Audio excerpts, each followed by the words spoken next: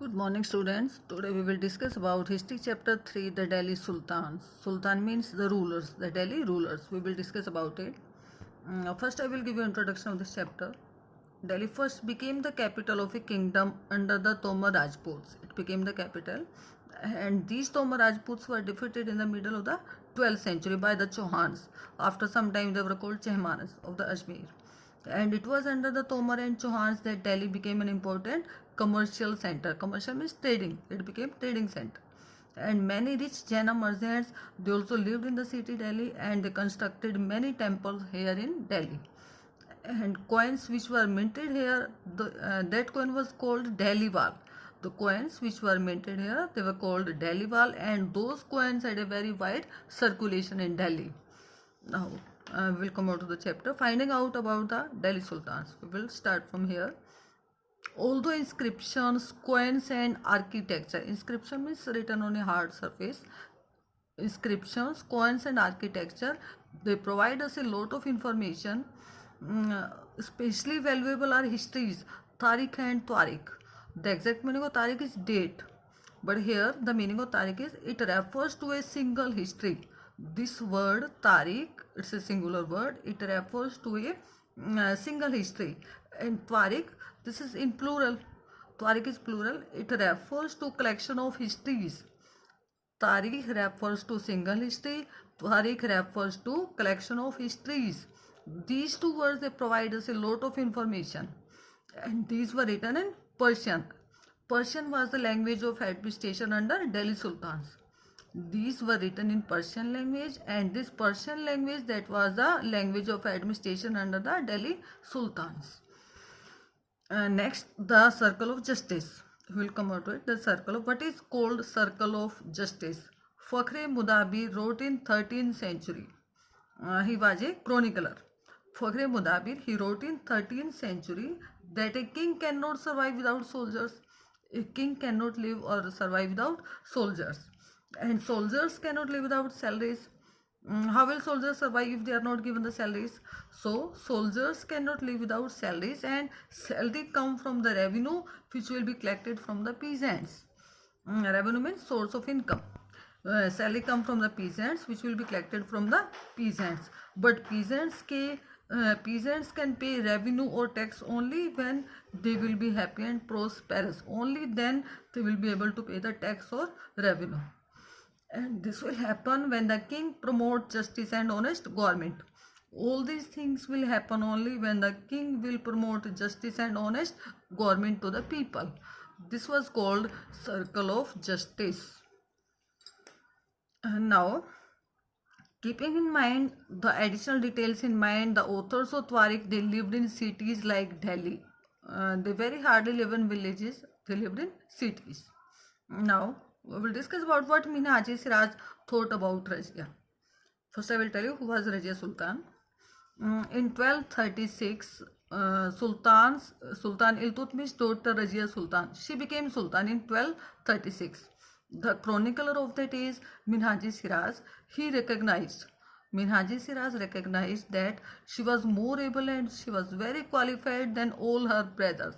She was very talented, Razia Sultan. But he was not comfortable at having a queen as a ruler. The people did not want that she should become a queen, and nor were the nobles happy at her attempt to rule independently. And after some time, she was removed from the throne in 1240. She became Sultan in 1236, and after some time, after 4 years, she was removed from the throne in 1240. Now, what Minhaji Siraj thought about Razia? What was his thinking about Razia Sultan? Minhaji Siraj, what did he say? Minhaji Siraj, he thought that the queen's rule went against ideal social order. Minhaji Siraj thought about Razia that the queen's rule, it went against, this is true, queen's rule went against the ideal social order in which women were subordinate to men. At that time, women were subordinate to men, or they work under the men. And he therefore asked, so Minhaji Siraj asked, in the register of God's creation, Since Razia Sultan's account did not fall under the column of men, how can she gain all the excellent qualities? Because she was very qualified. So how can she gain? Her account did not fall under the column of men. Then how can she gain all the excellent qualities like a man? In this way, Minhaji Siraj thought about Razia. That was his thinking about Razia Sultan. Now we will discuss about the masjid. What is called a masjid? We will come out to this part. Masjid. A mosque is called a masjid. A mosque is called a masjid in Arabic language. Literally, it is a place. Masjid is a place where Muslim people prostrate in reverence to Allah. Prostrate means lying flat on the ground. It is a place. Mosque is called a masjid in Arabic language, and this is a place where a Muslim prostrate or lie flat on the ground in respect to Allah. And it's a congregational mosque. In a congregational mosque that is called Masjid-e-Jama or Jama Masjid, Muslim people read their prayer here, read their prayer or namaz together. Members of the congregation, they choose the most respected learned man as their leader, and he is called Imam. And he also Imam delivers a sermon or khutbah during the Friday prayer. Imam or their respected leader, he delivers a sermon or khutbah during Friday prayer. And during prayer, Muslim people stand facing Mecca.